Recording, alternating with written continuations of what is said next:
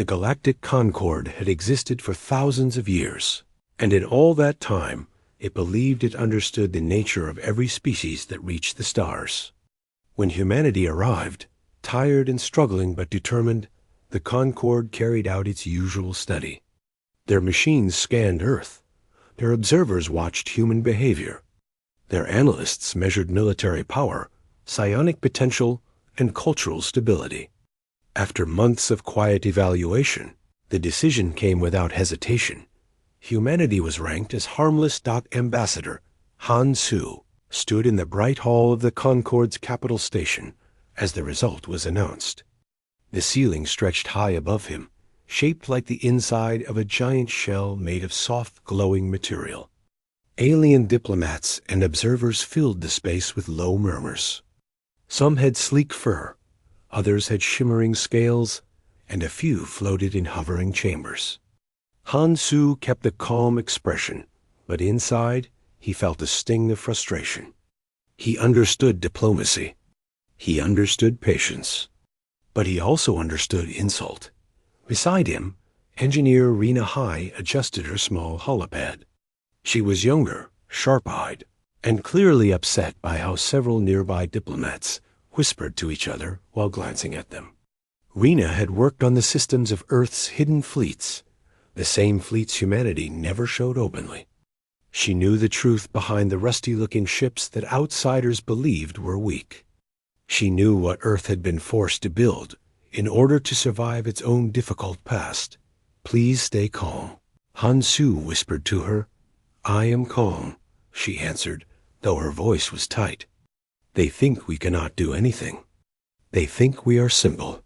They think we are harmless," Han Su corrected softly. "But remember what we agreed. We do not show our hand first." Rena Hai exhaled and forced herself to relax. The Concord's final declaration echoed across the hall. Humanity posed no threat to the galaxy, posed little military value, and deserved no more than minimal diplomatic recognition. A few aliens clapped politely. Others laughed quietly. Several ambassadors from stronger factions walked by with amused smiles. A tall, silver-scaled diplomat leaned toward Han Su. "Your people should feel honored," he said. "Harmless species rarely cause trouble. You may even become popular as entertainers." Han Su bowed slightly, the polite gesture he had practiced many times. "Thank you for your insight," he said calmly, though inside he felt a controlled fire. Humans had been underestimated many times before. This was nothing new. When the announcement ended, Han Su and Rena Hai walked out of the hall and into an observation corridor that showed the stars through long, transparent panels. The Concorde station orbited a blue giant star, and the light shimmered across the polished floor. "They know nothing about us," Rena said quietly. "That is true," Han Su replied. "But it also means they do not know what we survived." Humanity had reached the stars late. Before space travel, Earth had faced a century of internal conflicts, climate disasters, and near collapse. Millions had died. Entire regions had been lost. But in the struggle to survive, humanity discovered a powerful truth. Creativity born from desperation could rebuild entire worlds. When humanity finally united, it did so with a promise never to fall again. It was that promise that created Earth's hidden advancements. Ships with imperfect exteriors, but unmatched internal systems. Energy weapons shaped by trial and error rather than formal theory. And the habit of solving problems with direct, unpredictable methods. Humanity never showed these developments openly. Many species in the galaxy believed that if a species appeared weak, it should be left alone. Humanity used that belief as a shield. It worked until now. As Han Su and Rena Hai moved toward the shuttle bay, an emergency alert echoed through the corridor. Bright red lights flashed. A voice spoke from the station speakers. "Border skirmish detected near the neutral world of Fall. Avera. All ambassadorial teams are advised to remain within secure areas." "Repeat, Remain within secure areas. Rena paused. Avera? That is close to our main trade route. Yes, Hansu said. And it is controlled by a faction known for aggressive expansion. The alert did not surprise him. He had expected trouble after the Concord declared humanity harmless. Factions that believed they could take advantage of weaker species always acted quickly. At the same time, he hoped someone would ask for human assistance, or at least acknowledge that humanity was nearby. But no request came. No message was sent to them. The Concord did not even ask humanity for help. They believed humans had nothing to offer. A few hours later, Hansu attended a small diplomatic meeting regarding the skirmish. Representatives from several factions debated loudly. Some argued that the neutral world should accept occupation. Others argued that the attacking empire should be sanctioned. The discussion went in circles. Hansu raised his hand politely. Humanity has a patrol near the area. We can offer aid to the neutral world if needed. The room fell silent for a brief moment, then filled with soft laughter. A short, round diplomat from a forest-like species tilted his head. Ambassador Hansu, while your offer is charming, your ships are not capable of handling a conflict of this scale.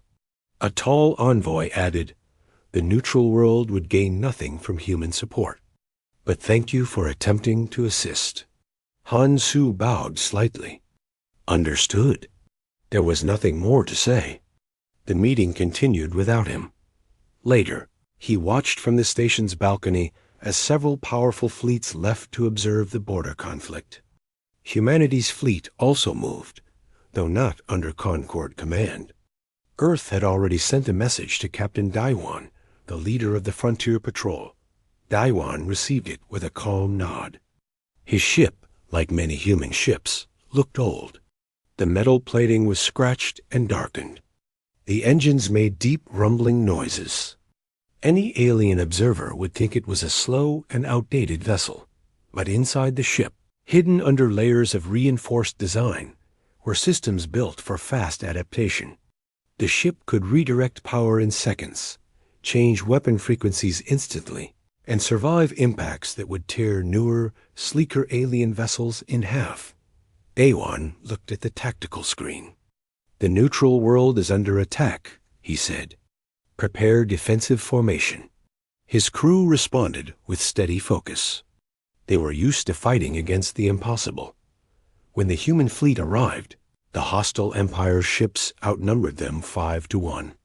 The enemy admiral saw the human ships on his display and laughed. He did not even change his formation. He believed humans were no threat.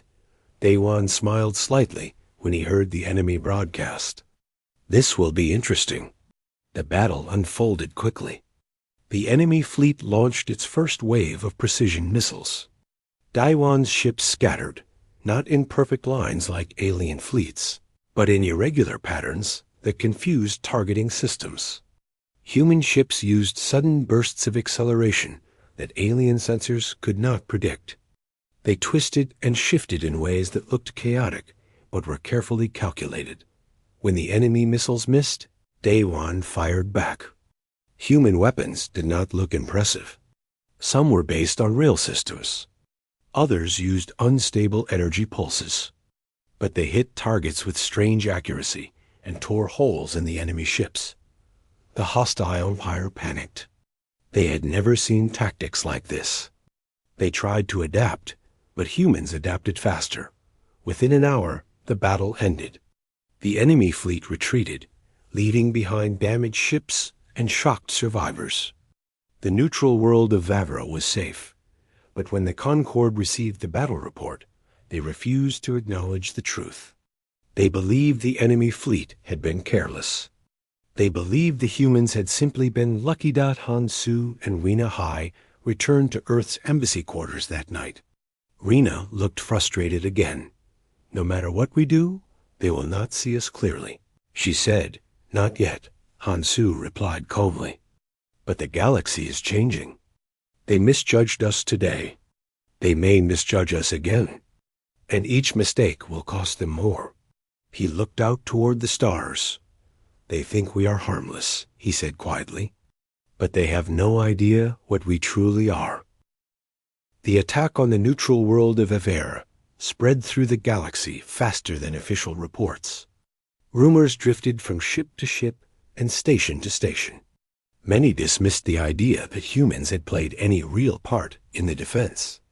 Others laughed at the claim that a small human fleet had pushed back a stronger empire. But the hostile empire itself did not laugh. Its pride had been wounded, and pride, when wounded, often chose revenge. On Earth's frontier, Captain Dewan sat in the command chair aboard his ship. The lights were dim, and only the soft glow of monitors lit the room. His crew worked quietly, still alert after the last battle. Human ships did not rest for long. They were always fixing something, adjusting something, or preparing for the next unexpected event. Dewan reviewed new intelligence reports.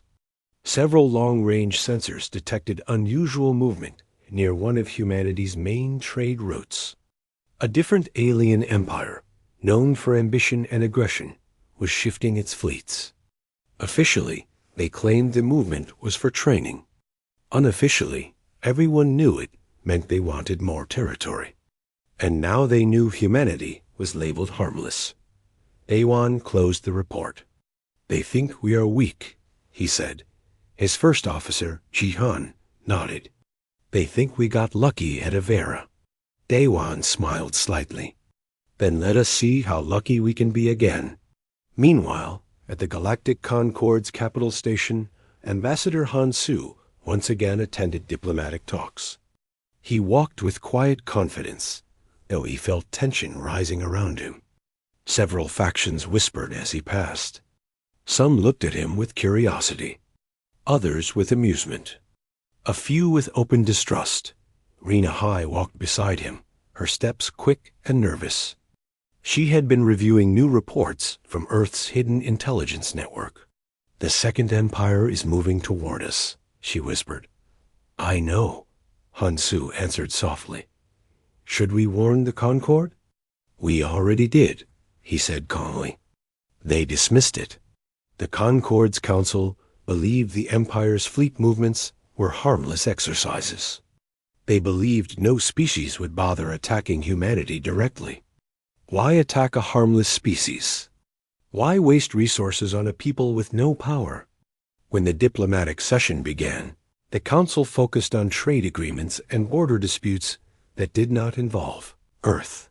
Humanity remained on the edge of every discussion, rarely addressed, never taken seriously.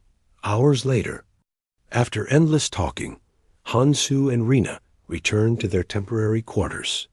Rena sank into a chair, rubbing her face. "They will not listen," she said, "no matter what evidence we give them." Han Su sat across from her. "They will listen when they have no other choice." The next morning, news arrived that changed everything. The Second Empire had made its move. Their warships entered human trade routes, seized cargo vessels, and demanded tribute. They believed humanity would surrender. They believed humanity could not fight back. Dewan's fleet intercepted the news before the Concord even reacted. He stood before his crew and gave simple orders. "We defend our people. We protect our trade routes.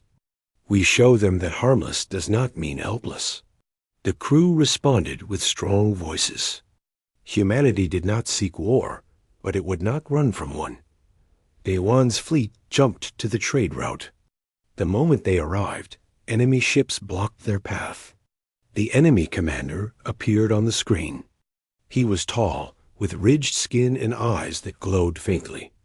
"You are in violation of our new territorial claim," the commander said. "You will surrender your cargo routes and retreat from this sector." Dewan kept a calm expression.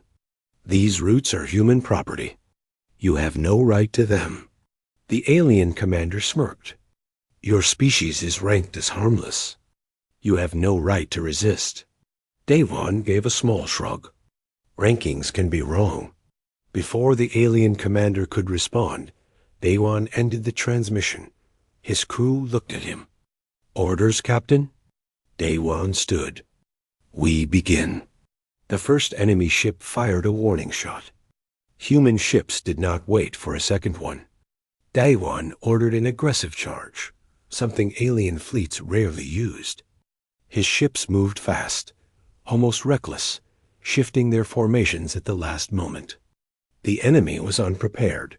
Human vessels released decoy signals that confused enemy targeting. They used short-range jumps to reposition suddenly.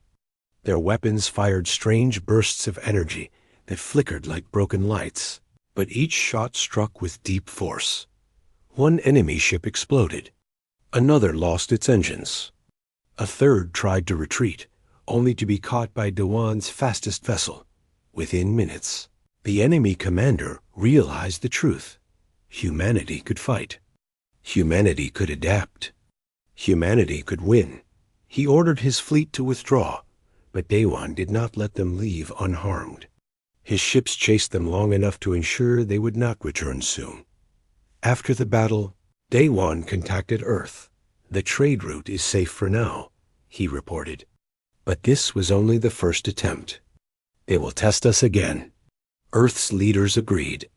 Humans had learned from history. When one threat appeared, more followed. At the Concorde, officials were surprised when news of the battle reached them. Many refused to believe it at first. They assumed the enemy must have made tactical errors.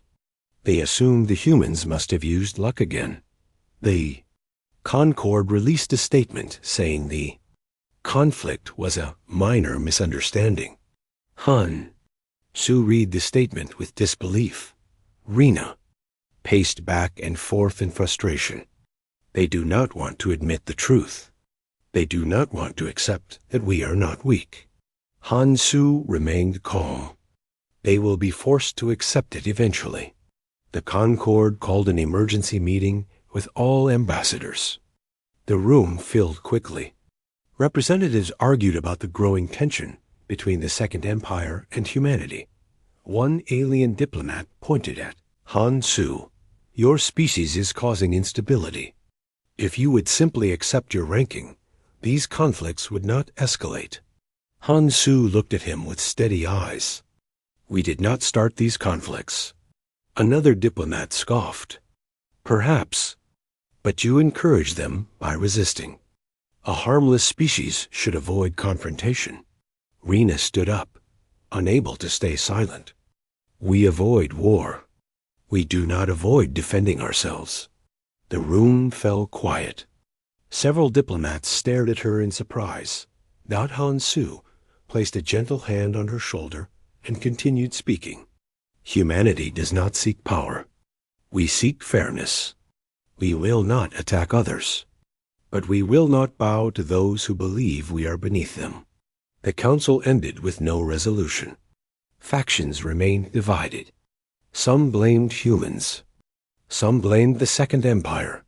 Some believed both sides should be punished. That evening, Sue walked through the station's garden. The artificial trees glowed softly, and simulated wind moved their leaves. He often came here to think. Rena joined him, holding a small tablet.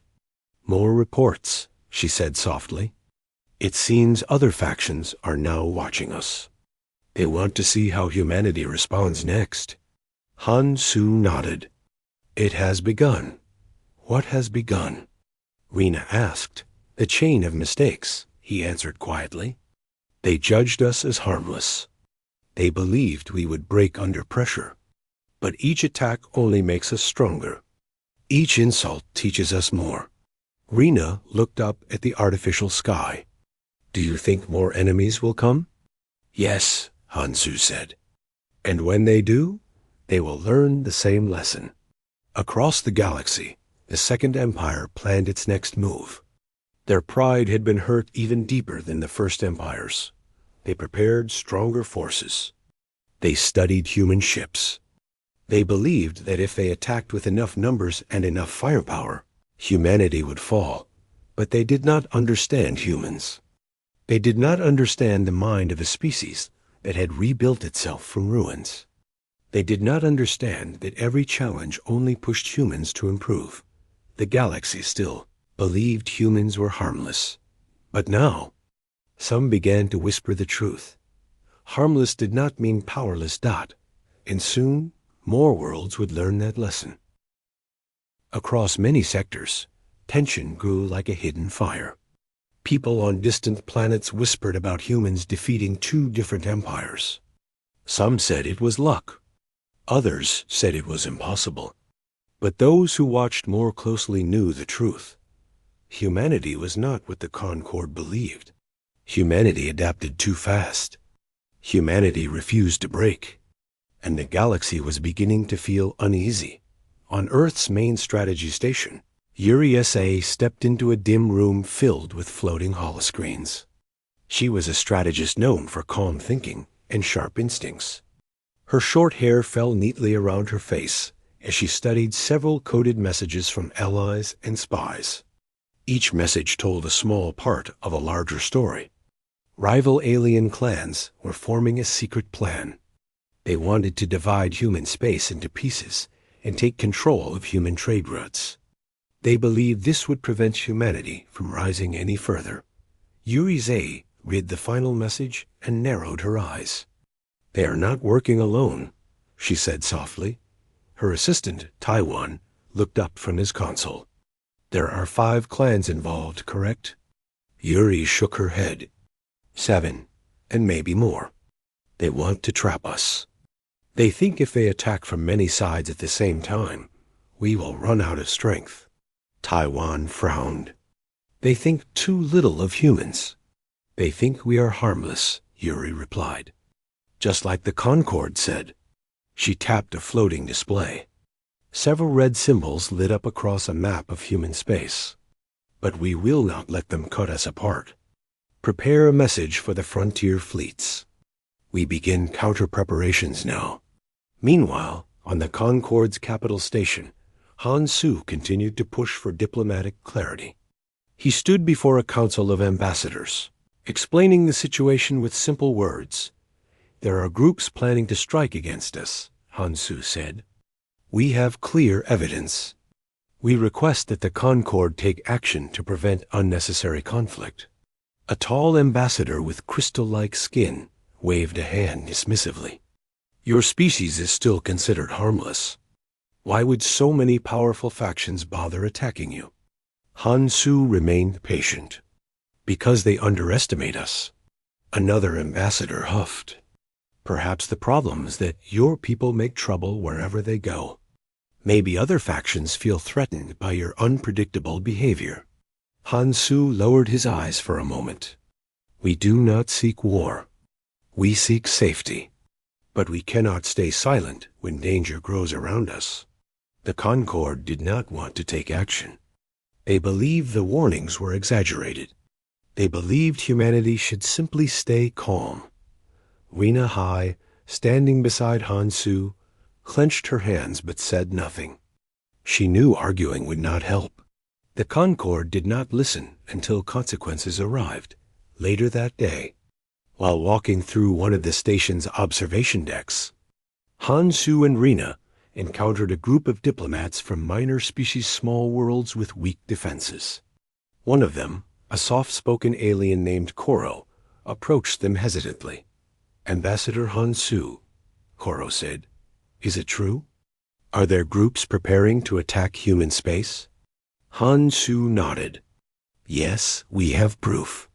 Koro looked nervous. "Then may we ask something? Will your people defend only yourselves? Or others too?" Han Su gave a gentle smile. "If your worlds face danger, we will not abandon you." Koro bowed deeply. "Then you are not harmless. You are honorable."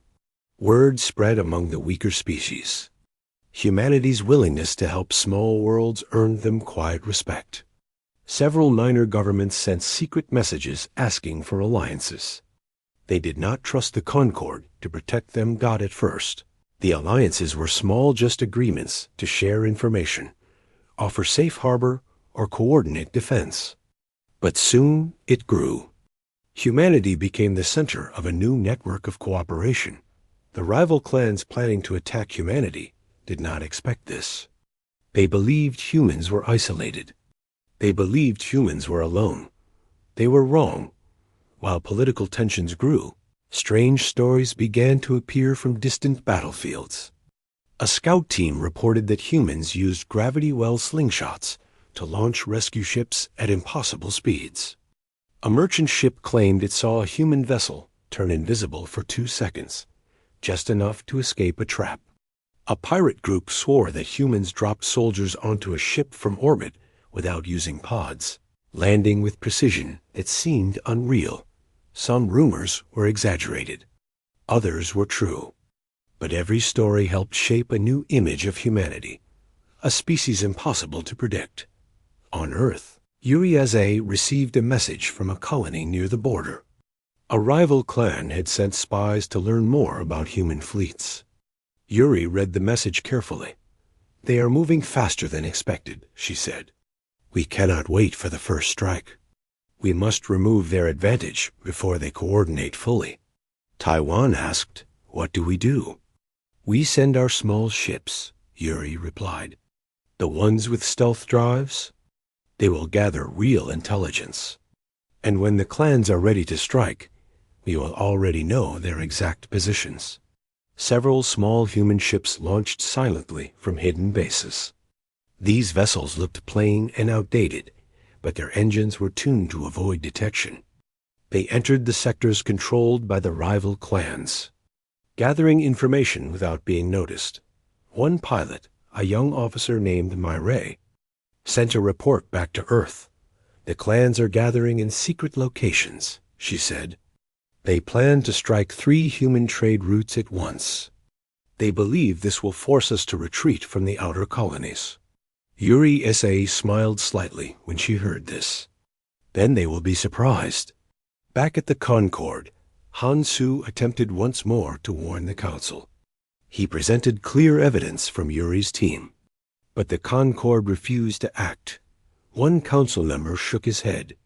"Your information is not verified. It may simply be human misunderstanding. Perhaps you misread the data."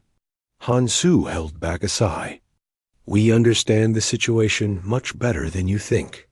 The council ended with no support for humanity. That night, Han Su stood on the deck overlooking the stars. Rena joined him silently. "They will not listen," she said. "No," Han Su answered. "But soon they will have no choice." Across the galaxy, the rival clans finalized their plans. They believed they were about to deliver a powerful blow that would weaken humanity forever. They imagined humans running for safety. They imagined dividing human space like hunters, cutting apart prey. But something unexpected happened not as the clans prepared their fleets. Human ships suddenly appeared near their supply lines. Not to fight, but to help. Several smaller species, who had been oppressed by the clans for decades, rose up and asked for protection. Humanity responded without hesitation. They offered transport for civilians, guided ships through safe corridors, and built temporary defenses around vulnerable worlds. These acts won deep loyalty. The oppressed species began sending vital information to humanity: maps of clan weapon storage, fleet movements, and secret meeting locations. Yuri Sei gathered all the data and laid it out on a giant holoscreen. Taiwan stared at the display in shock. "We know everything," he whispered. Yuri nodded. "Yes, and they do not know we know." At that same moment, the Concord was still debating whether humanity should be punished for acting unpredictably. They had no idea the galaxy was changing around them. While the clans prepared their coordinated attack, human fleets moved silently into position. Daihuan received the final signal. "This is not an attack," Yuri's message read. "This is a preemptive defense. Do not strike first. Watch. Wait. When they move, you move faster." Daihuan smiled. "Understood." When the clans finally launched their attack, expecting humans to panic, something unexpected happened. Human fleets were already there, already waiting, already adapted. In moments, the clan ships realized their formation had been predicted. Their traps had failed. Their communication lines were cut. Their ambushes were useless. Human ships moved with sharp precision, blocking attacks, protecting trade routes, and guiding allies out of danger. For the second time, the galaxy was shocked. For the first time, the rival clans felt true fear. The Concord rushed to understand what had happened. But by the time they finished reading their reports, the truth was unavoidable. Humanity was not harmless, and the galaxy had only begun to realize it. Across the galaxy, the rival clans struggled to understand how humanity could have known their plans. They spent years studying other species, manipulating borders, and controlling trade routes.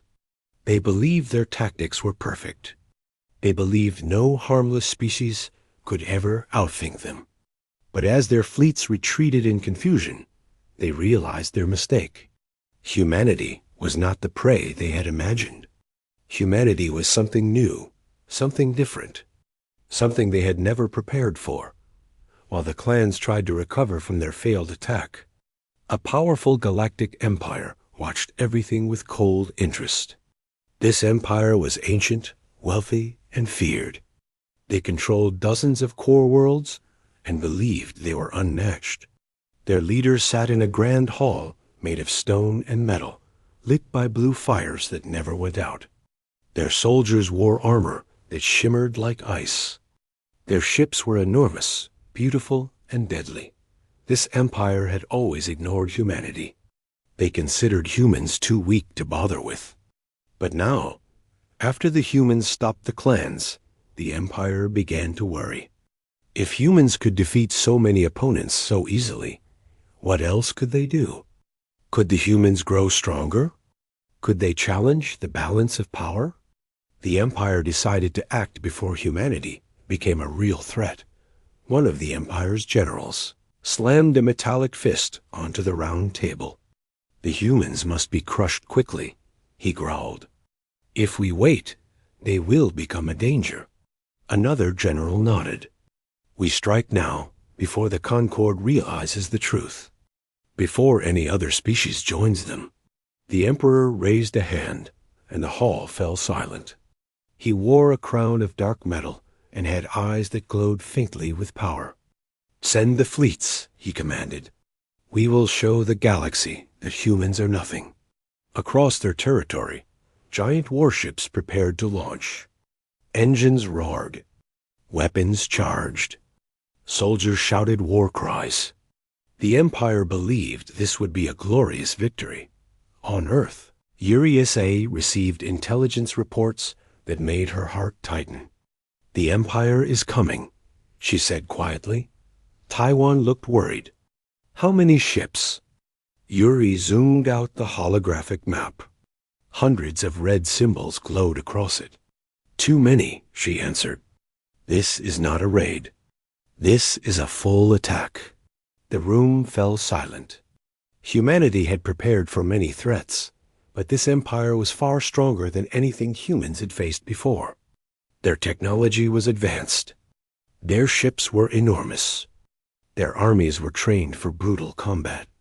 A direct fight could be deadly. Yuri closed her eyes for a moment. We must call Commander G.C. Oak. Commander G.C. Oak was one of humanity's greatest military leaders.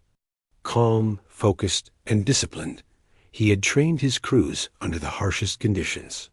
He believed that humans survived by pushing themselves beyond normal limits. When he received the emergency call, he immediately traveled to Earth's strategic center. He stood before Yuri, his expression firm. Tell me everything.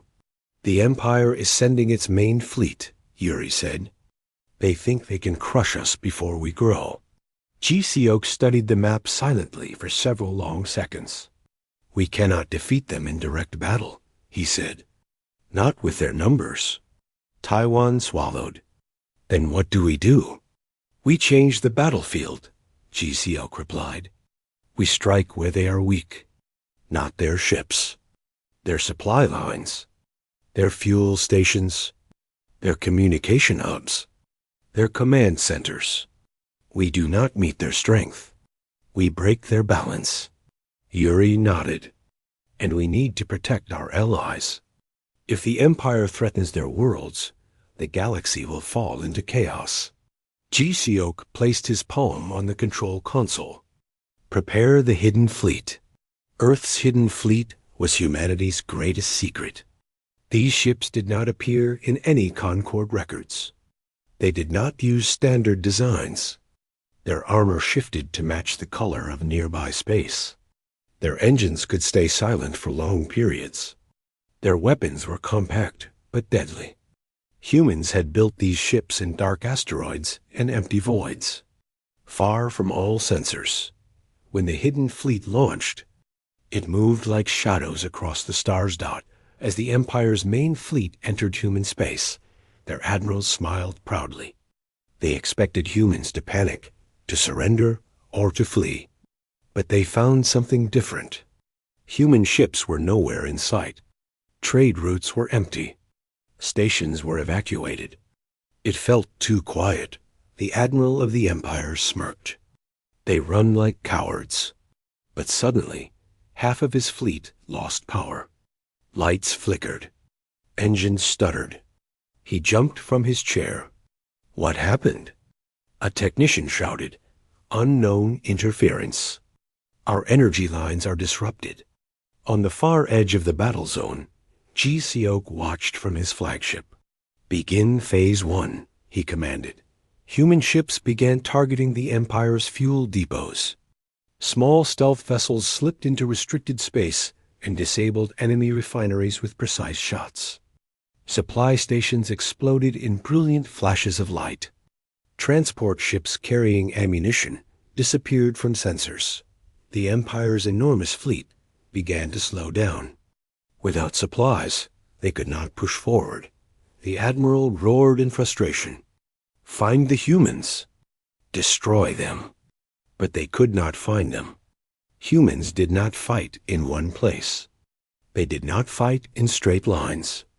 They moved like wind. They struck from behind asteroids, from the shadows of planets, and from blind spots in enemy sensors. Meanwhile, Ji-seok led a second phase. He targeted the Empire's communication hubs. Human ships released small drones that carried signal disruption devices. These drones attached themselves to enemy satellites and stations. In minutes, communication channels collapsed. Empire commanders could no longer talk to each other. Orders became confused. Fleets moved without coordination. Some ships advanced too far. Others accidentally retreated. The Empire's perfect lines broke apart. Inside their war room, the Empire's leaders screamed in anger. "How are the humans doing this?" "They are unpredictable," one officer cried out. "They are using tactics we have never seen." But the worst blow came from Ji-seok's final plan. Human fleets suddenly appeared around several Empire-controlled worlds. They did not attack the cities. They did not harm civilians. They simply showed overwhelming precision. They disabled military outposts without destroying them. They landed teams that removed corrupt governors and protected innocent people. The civilians on these worlds had lived under fear for decades. When they saw humans acting with discipline and mercy, something changed. They surrendered not to fear, but to relief. A message spread across the Empire. The humans do not destroy. They free. This message broke the Empire faster than any weapon. Back at the Concord, ambassadors panicked as reports arrived. The Empire is falling back. Their worlds are surrendering to humanity. Another ambassador cried, "This is impossible. Humans are harmless." Harmless. Han-su stood calmly. "Your ranking was wrong," he said quietly. "You judged us too early." Rena Hai added, "You ignored every warning." The Concord finally realized their mistake. Humanity had risen, not as conquerors, but as protectors. Their precision, their discipline, and their refusal to destroy entire worlds forced even enemies to surrender. By the time the Empire retreated completely, dozens of their worlds had willingly come under human protection. In the end, the Empire paid for its arrogance not with victory, but with lost worlds. And humanity, once labeled harmless, stood stronger than ever. When GCOK returned to Earth, Yurize greeted him quietly. "It is done," she said. "Yes," GCOK replied. "But the galaxy has changed forever." They both looked toward the stars. Humanity had not asked for power, but power had come to them anyway. Humanity's coalition grew stronger with every passing day. Worlds that had once struggled under the rule of cruel empires now stood beside Earth, grateful for the chance to breathe freely again. Even though humanity started from the lowest rank, their actions in the galaxy had changed everything. Many species had once believed humans were weak and harmless, but now they saw a force that fought with purpose, not cruelty. And that difference made many want to follow humanity rather than fear them. Ambassador Hansu was tired, but he continued to work long hours at the Concord Hall. He walked through the huge corridors with calm steps, looking at the many alien guards and diplomats who watched him with uncertain eyes. Some looked nervous, some angry, and some simply confused. They had seen humanity defeat fleets that were far larger than their own. They had seen Earth save planets that others had abandoned. It was hard for them to understand how the same species could still speak with such simple honesty. As Hansu reached the central chamber, he saw representatives from dozens of worlds gathered. Some were allies who trusted humanity deeply. Others were former enemies who now feared what would happen if they acted foolishly again. And some were neutral observers who simply wanted to avoid trouble. The Concord Council was preparing for a vote. They would decide whether to change humanity's galactic rank or keep the old, outdated classification. Many knew the old ranking was now clearly wrong. But pride, fear, and politics made the decision complicated. Hansu took his seat, folding his hands on the table. He felt a strange mix of emotions. He never wanted war. He never wanted to see planets burn or civilians scared. But he also saw how the galaxy treated weakness. If Earth had truly been harmless, humanity would have been wiped away without a second thought. On one side of the chamber sat the allies, the Delari, the Mothrin, and the small Lulari people. They nodded respectfully to Hansu.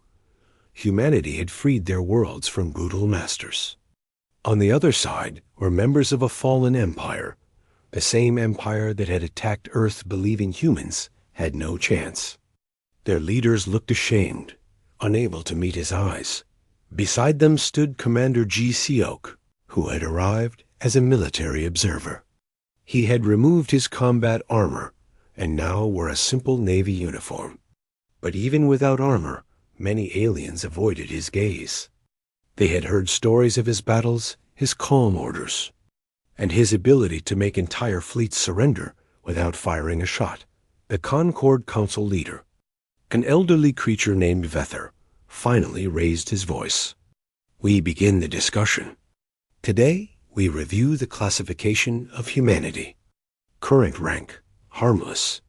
Many aliens looked uncomfortable hearing the word spoken out loud. Hansu stood. He did not raise his voice. He did not show anger. He simply spoke with quiet strength. Humanity did not ask for war. Humanity did not ask for recognition. We only asked to be treated fairly. When others attacked, we defended ourselves. When others begged for help, we gave it. When worlds cried out, we answered. If this is what the galaxy calls harmless, then the ranking system is broken. There was silence in the chamber. Then, slowly, GCOK stepped forward. Our fleet never sought conquest. Every battle we fought was forced upon us. We did not take prisoners to torture them. We did not destroy cities. We took command posts, supply lines, and weapons, not civilians. We do not fight for power. We fight to protect those who cannot protect themselves. Some members of the council whispered among themselves. They knew it was the truth. Humanity's victories had been too clean, too focused, too careful for any empire used to cruel methods. Even when humanity won battles, they saved more lives than they took. The representative of the fallen empire stood shakily. We attacked humanity because we believed the Concord's ranking. We believed they were harmless. We believed they would surrender easily. Instead, they saved our civilians when our leaders abandoned them. They protected our people from starvation. They repaired our broken stations. They showed mercy where we would not. The creature lowered its head. Humanity is not harmless, but they are honorable. The words carried great weight. As the council debated, Han Su watched carefully. He hoped they would make the right decision, not for pride, but for the future of the galaxy. He knew many smaller species admired humanity and wanted to follow their example. But he also knew that a wrong ranking could lead to more conflicts, more misunderstandings. Finally, after long hours, the council called for a vote. Dozens of lights lit up across the chamber. Red for no change. Blue for new classification. The chamber glowed blue. The leader turned to Han Su. The Concord hereby updates. Humanity's rank 2. Strategic threat, cooperative, if respected. Many aliens nodded with relief. Others flinched. A few seemed angry. But the decision was made. Han Su bowed slightly in respect. Thank you. Humanity only wishes for peace with those who seek peace. We will continue to defend our allies. We will continue to rebuild worlds. And we will continue to stand against those who harm the weak. Soon after the meeting, the hall filled with movement as ambassadors rushed to form new treaties with Earth. Some came with gifts. Others came with apologies. Some simply wanted to avoid conflict and hoped humanity would not see them as threats. Ji Seok walked beside Han Su as they returned to the transport shuttle. It is strange, Ji Seok said softly. We never wanted this. We never wanted power. Han Su nodded. But the galaxy needed someone who could stand firm. We did what we had to do. When the shuttle left the station, an Earth's blue glow appeared in the distance. Han Su felt something he had not felt since the first day of humanity's classification. Hope, not hope for victory, but hope for understanding. Hope that someday the galaxy would learn from the mistakes it made. The story of humanity had changed from harmless to powerful, from ignored to respected. But in their hearts, they were still the same. Still stubborn. Still protective. Still willing to risk everything for what was right. And now the galaxy knew it. Not as conquerors, not as monsters, but as the unexpected guardians who defended worlds with courage, kindness, and unbreakable will.